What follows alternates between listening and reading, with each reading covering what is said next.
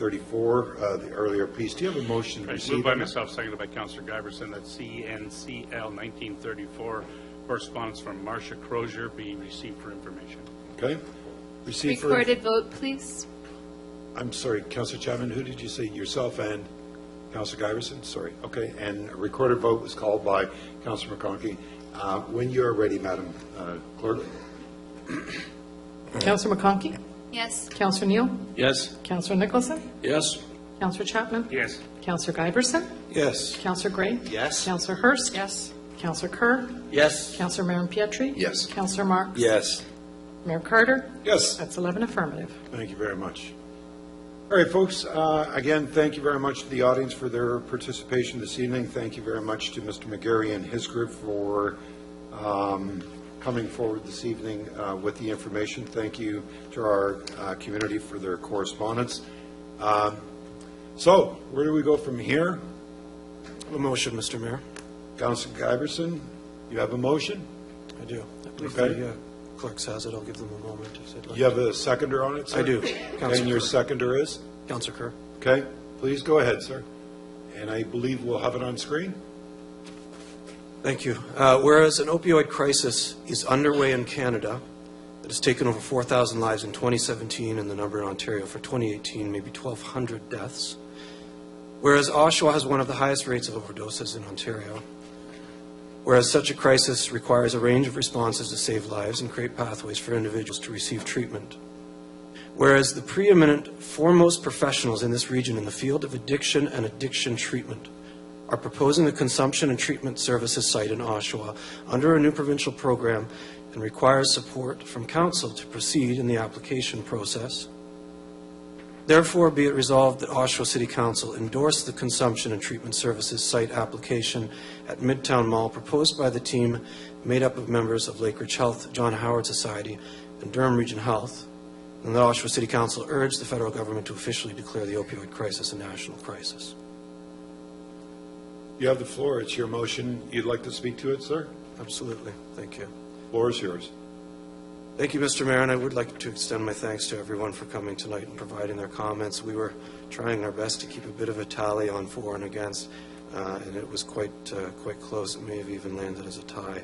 I will comment that the feedback I've heard from the community has been largely in support, and there are a number of individuals who got in touch with me before the meeting and said they couldn't attend tonight, wanted to, but wanted to express their support for it. They may have not gotten their emails into clerks before the deadline, so be that as it may. There were a few things that were raised tonight by various delegations, and I appreciate the input. I know that this, for many individuals, has come on very quickly and with little notice, or certainly notice that that you were able to spot that was out in the community, and it's not the first time that I'll comment on how challenging it is with all the noise these days and things vying for our attention, how challenging it can be to catch a notice of a city meeting or a public consultation. So I do want to indicate my respect for the fact that for many your positioning on the learning curve is still on this particular issue is still early on, and you haven't had the time to learn more, to digest the information and make a reasoned opinion on the matter. I certainly know that is a challenge, and I want to speak to a few things that came up tonight. I did want to mention that in terms of the BIA feedback and the BIA information session, outside of this council chambers, I am a BIA member. I sit on the board of a nonprofit organization that is a registered BIA member, and I did actually see the emails and attend the BIA meeting. So it's quite possible that communication was missed. And I do say emails. I received several emails for that consultation a couple of weeks ago. But again, the amount of things vying for attention can sometimes make that a challenge. I want to speak as well to the sample size question. In the world of surveys, professional surveys, 550 individuals in a municipality of 170,000 is actually considered a very useful sample size for surveying. I think it would be a mistake to say that because there was only 550 out of 170,000 in this community, that somehow is too small.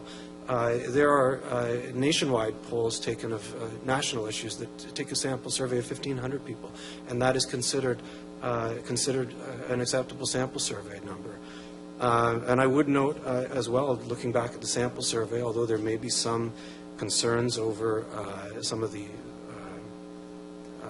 forms of answers individuals could give, 18% did say in their response to what they thought about consumption and treatment service site, they did say that they didn't think it would help at all. So just under 1 out of 5 indicated that, whereas the others overwhelmingly felt that there were many benefits to it.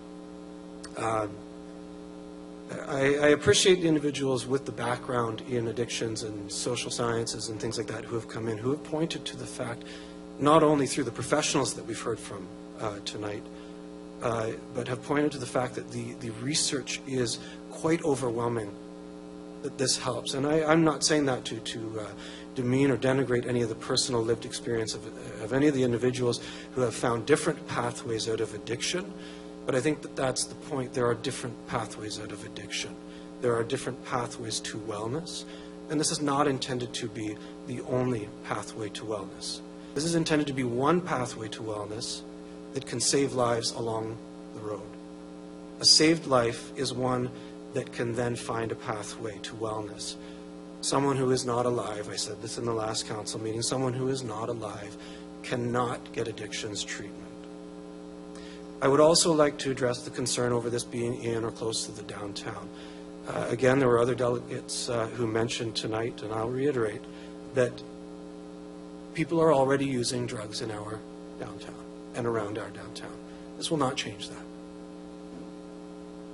But the benefit, though, and I've spoken to business owners and operators downtown, the benefit, though, is that it will mean fewer people doing it in their bathrooms. They're not crisis intervention experts. It's in their best interest to have a better location for these individuals to go. This is a benefit to the businesses who don't know how to handle this because they're not experts.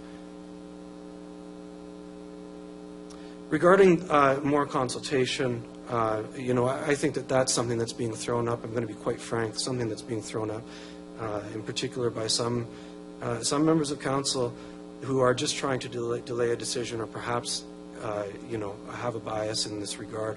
I am actually concerned that the only satisfactory quantity of consultation is until every 170 some odd thousand individuals in this municipality are surveyed on the matter. That's not good enough. And I say that in the sense that there are people who are dying. People with addictions issues can't push pause on their addiction, put a hold on this crisis. This crisis cannot have a hold or a pause put on it while waiting for Oshawa City Council to make a decision. People will continue to struggle. People will continue to die. Us deferring a decision to a future date is not going to stop that from happening.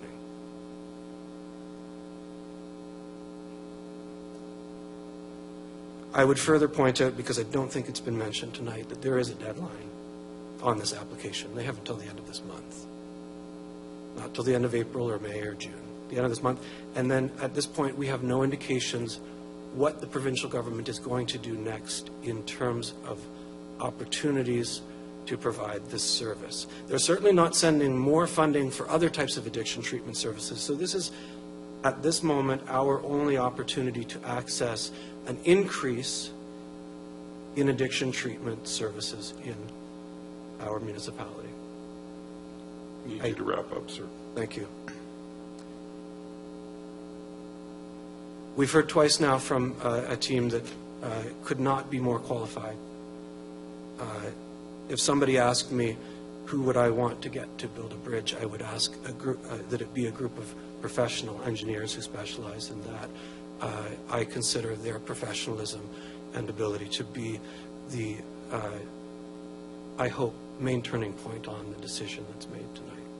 Thank you, Mr. Mayor. Thank you very much, Councillor Giverson.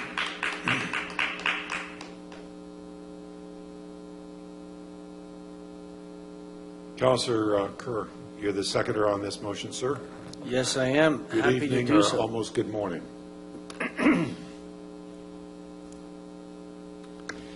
Well, Sarah Lear asked 10 questions earlier tonight, and 5, 6, 7, 8, and 9 I don't think were written down, but I got 1, 2, 3, 4, and 10.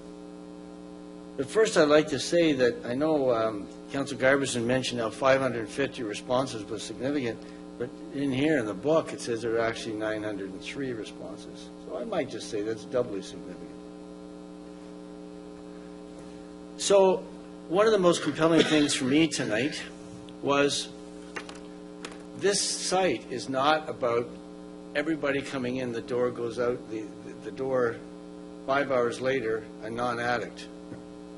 It's not what it's about. This is the measure of success for this site is not 100% cure of everybody who comes in who uses opioid addictions.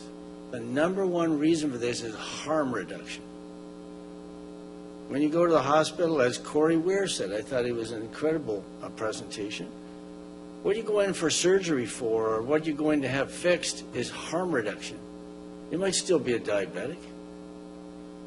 You might still have coronary heart disease, but the triple bypass enables you to live. It's harm reduction. How do we know if it works? It's data, or data, depending on how you say it. That's what's going to be the proof of it. So sure, let's get some benchmarks, let's get some factors that we can measure success by. And you know what? I bet you this consumption treatment site, I bet you these folks would be willing to come back to council 6 months in and give us an update. But here's the other point. If you really think that once we get this, we're locked in, this is going to be a leased space. If the data doesn't stack up, the provincial government won't support it either.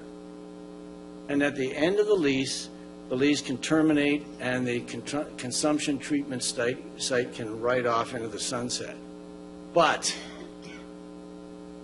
if the data is there, then it continues. Why? Because it reduces harm. The next thing is, you know, somebody said to me, Rick, you know, you go to Pinewood and maybe it's 3 or 5 days, or maybe it's that's not enough, you need 30 days. But sure, okay, but we're not talking about a 30-day dry-out withdrawal facility. That's a $30 or $40 million brick and mortars building. We're not talking about spending $30 or $40 million. We're talking about getting zero cost to the city, money from the provincial government to take a lease, staff it, and start doing some good in this society. And where? Outside the BIA. The BIA ends at Oshawa Creek. So I don't know how much more these folks have to do to get a site that works. The other thing, important thing for me, is my work with the homeless and the precariously housed. They keep saying, Rick, we need a social hub. Some of those folks are on opioids. Down in the part of the city where I work, it's about 3 in 1,000 in Oshawa have hepatitis C. Down in the part of the city where I work, it's 70. Why? Dirty needles. This is important. And why should we do this now? Well, if we don't do this now, we don't get it. We'll never know. But if we do this now, and the application deadline, I think, is the 29th, it's Friday, and they are successful, then we can start doing some terrific harm reduction in our society, in our little city called Oshawa with a big problem. I fully support this. I don't see I understand the other sides of the argument, but what we're talking about here is something that will create harm reduction and can do so almost instantaneously. So I think I've probably said enough, Mr. Mayor. I'm fully in support of this. Thank you. I was happy to second it. Thank you very much. Got good timing, right under the 5-minute mark. Councillor Gray, good evening. It helps, doesn't it? Yeah. Councillor Gray, you have the floor, sir. Thank you very much. I don't intend to, I'm not supporting this motion. I believe it's all about enabling, and it's not about the fundamental. This is the Band-Aid. Well, the cure is more important to me. That's where the focus should be. And that's not where the focus is. We're going to let them continue to be addicts. We're going to help them shoot up. But boy, oh boy, they're going to have clean needles. Doesn't that make us all feel good? Doesn't make me feel any better. I think the important thing is getting them off this destructive. They're losing their life because of this destructive behavior. And, you know, hopefully we got to give them some hope, but that's the treatment end. And that's where the focus needs to be. It's not about continued injections. And what I really, really abhor is the fact that this is going to be so in your face. This should be down at Lakewood Health, either at the Pinewood Center or up at the hospital. We shouldn't know who the addicts are who are coming in for treatment. But, you know, you walk into the clinic and you walk out, guess what? There's only one reason why you were there. You're either a worker, you work in the facility, or you're an addict yourself. Where's the human dignity in that? Well, I guess that doesn't matter, because we were promised with this methadone clinic we wouldn't have problems. Well, I got news for you. We had huge problems. We had the letter about the Tim Hortons that closed. Could you imagine that? Tim Hortons can't survive in Oshawa because we had all these people with their carry-outs and hanging around. Did it help our community? No, it didn't. So I think, you know, putting these Band-Aids on, you know, we've got to have a different approach. And there's got to be respect for the whole community. I have sympathy for people who have addictions. I don't quite understand how they get addicted. I don't know what, you know, since we're little kids, we're told, you know, heroin it's very dangerous. It's very addictive. What do? Well, I want to make sure I test the system. I don't think it's going to be addictive. I don't understand this mentality. But by golly, let's apply some common sense to this thing and focus on the treatment, not on the Band-Aids. That's where I am, Mr. Mayor. Thank you very much, Councillor Gray. Councillor Nicholson, you have the floor, sir. Thank you, Mr. Mayor. First of all, I'd like to request a division on both parts of the resolve, that we vote on them separately. Okay. Because it's our almost midnight, I'd probably ask where you would like the top half and the bottom half. Well, So that therefore, at as the word, the bottom half? before the word "and" in the last line, last part. Yeah. Therefore, be it resolved. 4 lines. That's part 1. 2 would be "and." Okay. Continue. Thank you. You still have the floor, sir. Thank you, sir. And I'd like to move an amendment to part 2. Okay. And therefore, it would, seconded by Councillor Neal, that it would change it to the federal and provincial governments to officially declare the opioid crisis a national and provincial crisis. Okay. I presume you have that in writing, so we'll pick that up and then get it on screen. Yes. Thank you very much. Wish me to wait till it's on screen? Yeah, you could probably, because I'm hoping that we might be able to pick up the pace a little bit, maybe you can speak to the amendment that you're proposing. Yeah. I don't believe anybody in this room is not compassionate towards the crisis that we have in our community. We are all struggling to find a solution. I'm told, and I have no reason to this, that we keep looking for a cure. Well, there's no cure to addiction. There's a treatment that says you get through one day, and then you hope to get through the next day, and you fight this for the rest of your life, because it is that situation that people have to. And the problem I'm having with this whole process is that I believe that the federal and provincial governments,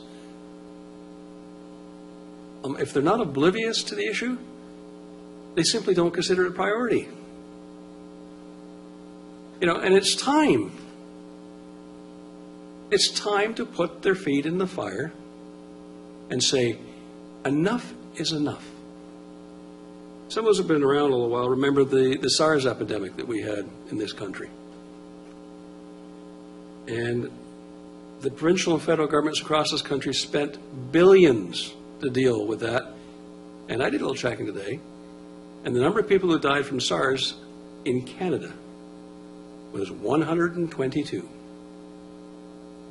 But because there was a potential that anybody could get it, it became a priority, and the whole resources of every province and every municipality and every federal government rushed out there to address the epidemic. But we have a situation where we have 2,000 people dying every year. And the federal government passes a law to set the province to do something. And the province turns around and passes the buck on to us and says, well, we think this is really important. We're going to give you a whole $21 million.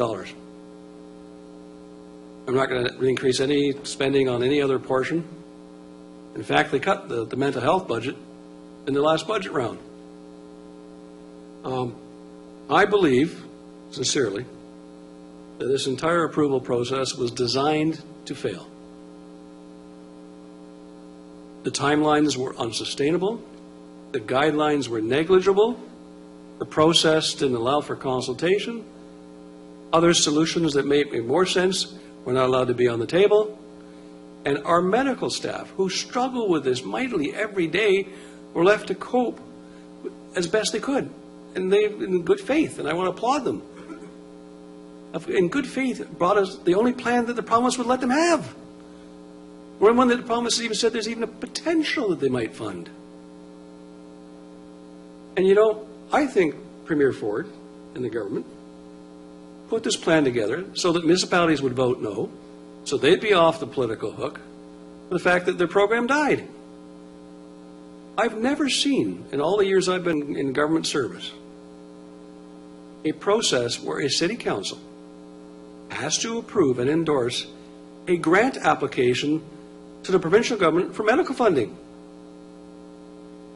If somebody's got one, please let me know what it is. I've been in this business for over 30 years. I've never seen it.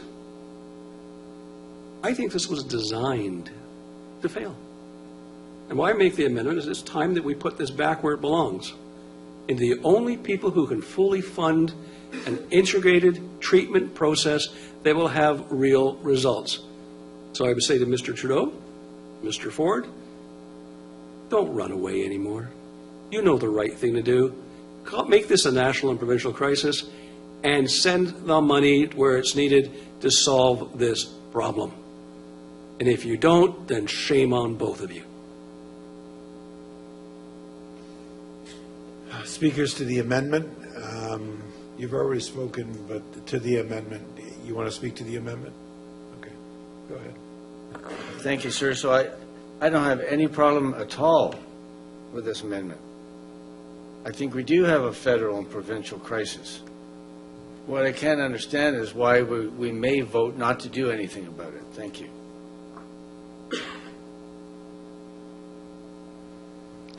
To the amendment? Nobody? Okay. Recorded. Councillor Nicholson called for a recorded vote. This will be on the amendment on item 2. Madam Clerk, when you're ready, please. Councillor Nicholson? Yes. Councillor Chapman? Yes. Councillor Giberson? Yes. Councillor Gray? I can support this, yes. Councillor Hurst? Excuse me, yes. Councillor Kerr? Yes? Councillor Marion Pietri? Yes. Councillor Marks? Yes. Councillor McConkey? Yes. Councillor Neal? Yes. Mayor Carter? Yes. 11 affirmative.